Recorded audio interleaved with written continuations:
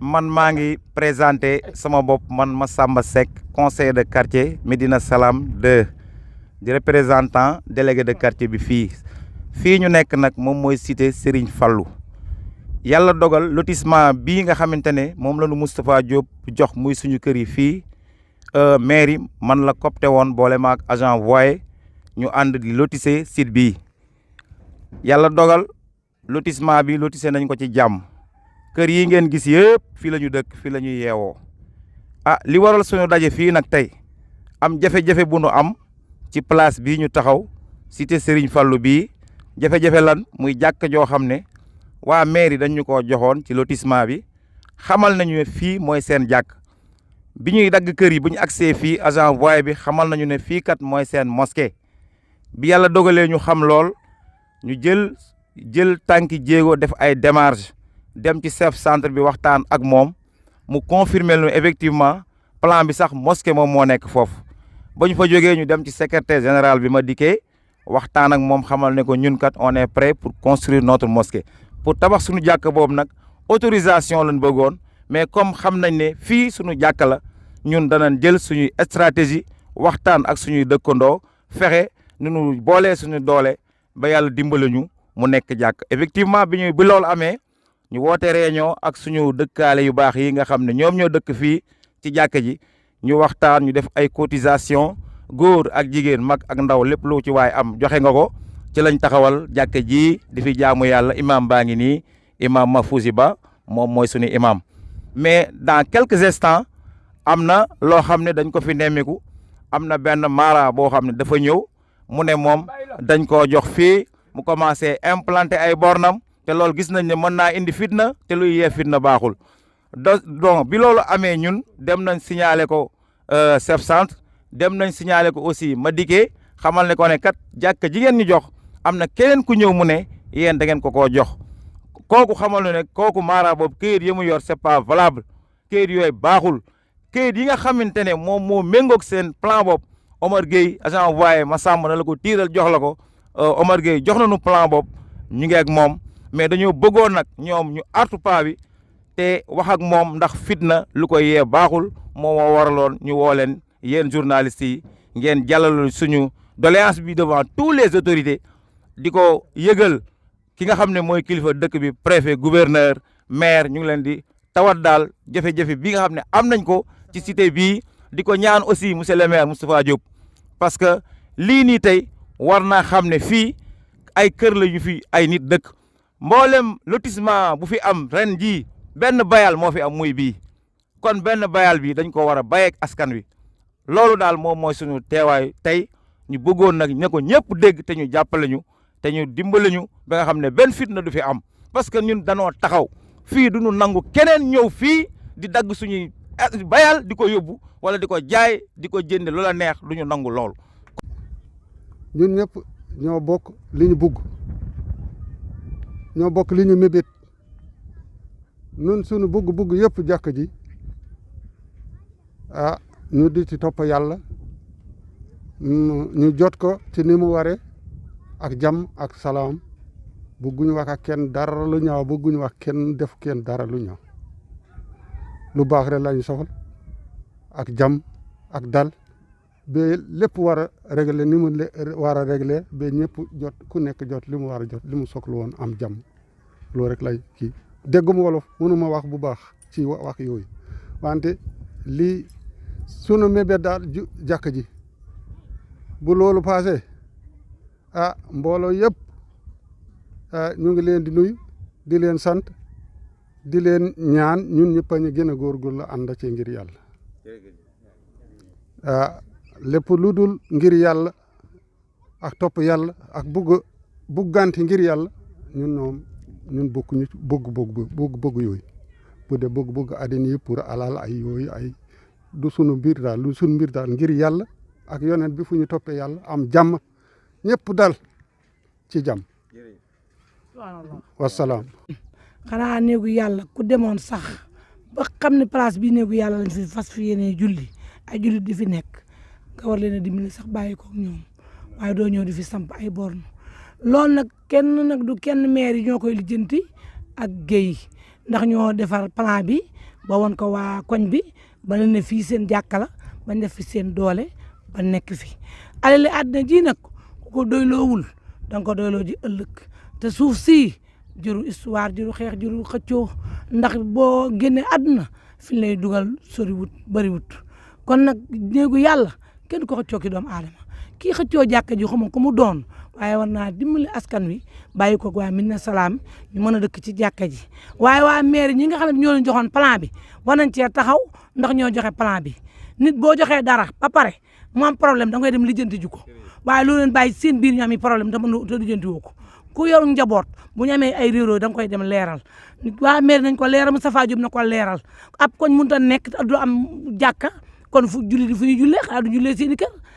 suñ même Médina Salaam gii jàkka yi fi am bu dul jàkka yi seen daan ak benn jàkka ba ci wetu forage ba jàkka bee ko ñetteel jàkka boobu ndaw la lañu ñu daggal la ñu fa dagg tuuti la bii jàkka nag mën naa nekk grande mosquée bu mag ndax jàkka ju mag la kon nag nañ ko bàyyi ak askan wi ñu jëm ci def seen doole ak képp kuy liggéeyal yàlla ak yonte bi ñu mën cee def suñu doole ak ñun góor ñi ak jigéen ñi ñu mën ko def jàkka joo xam ne si wala jumaa joo xam ne bu ëllëgee ñu mën ciy jaamu yàlla sans masque gi bu ndee ba tële dikk fi nag boog di jaamu yàlla ndax yàlla jéggal ñu waaye ñu bëgg na ko poqat suñuy loxo du dëgg du yoon li ñuy dagg di ko jaay nañ ko bàyyi du leen jariñ dara am sëñ bi ngay xëccoog di nag ñun duñu xeex duñu xuloo waaye nag ku ko bëgg a nangu ci suñuy loxo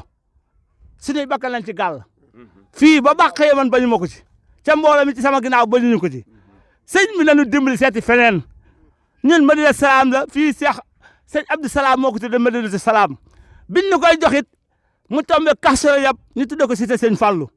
kon nag nan ñu bàyyi ak suñu terrain ñu def fi suñu jumaa di fi jaamu yàlla jàmm ni ñooy Moustapha Diop nag na ci taxaw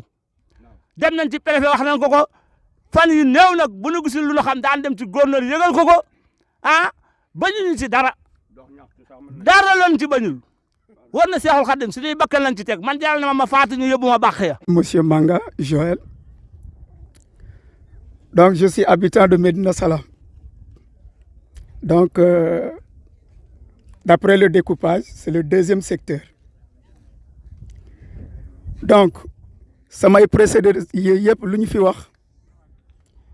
je ne vais résumer que tout ça. Donc, ce site, cette maison de Dieu que nous avons derrière nous, a été attribuée lors de ce lotissement. Hier, on vient nous informer que, entre-temps, il y a eu un supposé marabout qui se réclame de ce site. Et tout le monde a été étonné. On s'est dit que ça ne doit pas être un combat pour les musulmans. C'est un combat de tout le monde. Pas de religion dans cette affaire. La maison de Dieu appartient à tout le monde. Moi qui vous parle, je suis catholique. Edouard est catholique. Donc ça veut dire que notre présence ici n'a pas de référence religieuse. C'est un combat pour tout le monde. Et moi je pensais que si ce site, si ce terrain était un appartement ou un lot de quelqu'un, peut-être il pouvait avoir ce tiraillement. Mais la maison de Dieu ne doit pas avoir un tiraillement. En tant que marabout, au contraire, s'il vient, lui, il trouve la maison de Dieu, ce qu'il devait dire. Peut-être le terrain m'appartenait, mais maintenant, puisque c'est la maison de Dieu, j'abandonne. Il n'y a pas à se tirailler. C'est ça la réalité des faits. Maintenant, le deuxième fait, ceci, nous ne cessons de le déplorer. Médina Salaam est malade. Très malade. Il n'y a pas d'eau. Il n'y a pas de courant. Il n'y a pas de piste. Il n'y a pas de route. Qu'est-ce qu'on va à Médina Salaam? Les bornes fontaines. Mais les bornes fontaines, nous qui sommes là, nous qui avons fait les bancs, on a lu ces livres-là en 1982, en 1979. Et ce sont ces bonnes fontaines qui existent à Médina Salam jusqu'à présent. Pire, des puits. Toutes les femmes qui sont là,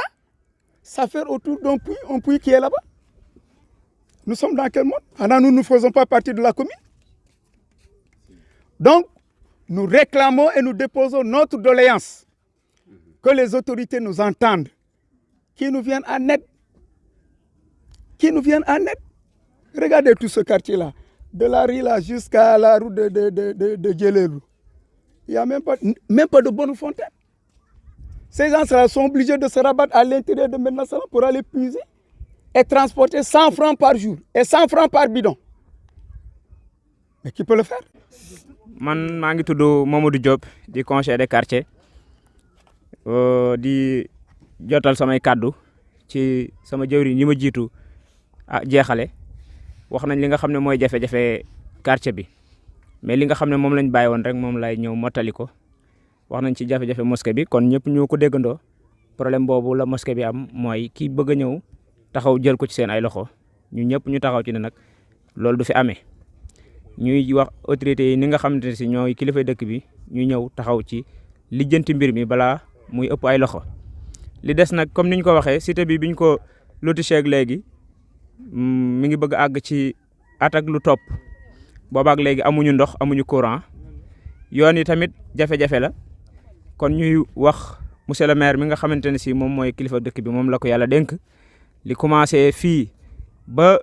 fi commune bi yem ci côté Djellerlu bi ba ci côté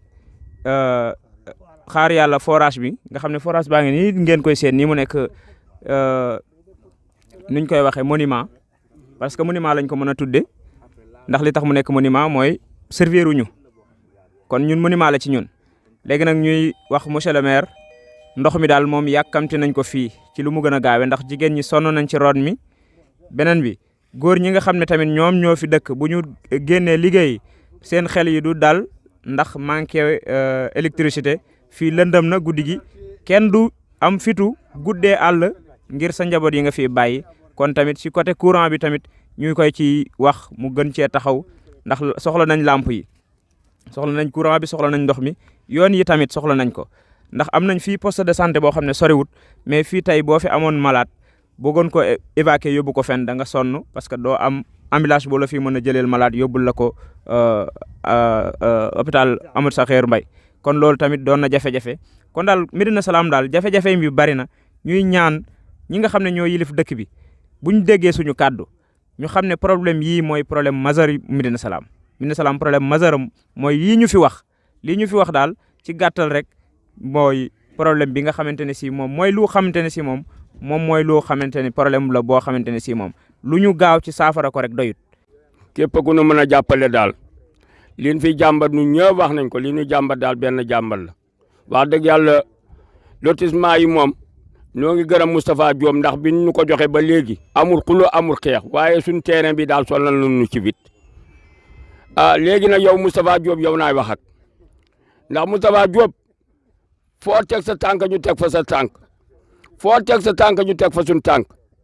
léegi nag man Mamadou Top man maa lay wax ne suñ siit bi nga xam ne joxoon nañ ñu ko ci yar ak teggin nañ ñu ko bàyyee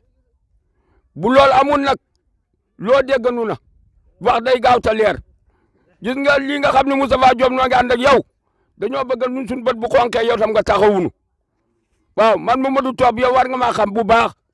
ndax man moom xam nga depuis buñ fi yàlla boole ñu ànd caaxaan kaju ma ci lépp lu du dëgg ba mu ko fekkee damay wax du dëgg yow xam nga sama lépp xam nga sama démb kon nag maa ngi lay ñaan lépp ñi nga xam ne ñoo ma fi jiitu wax ma li ñu wax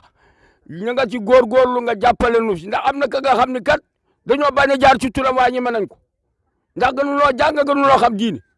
ñeenu gën a xam diine doog nga ñoo fi daje kon nag nanu bàyyi suñu terrain yow nag Moustapha Diop yow naay wax ak suñu terrain bi daal képp nga xam ne bëgg na ko nangu suñu loxo jarul ngay ñëw Louga na nga jël ay perkaal nga indil nu ko fii daal nga ñu suulee waaw na gaaw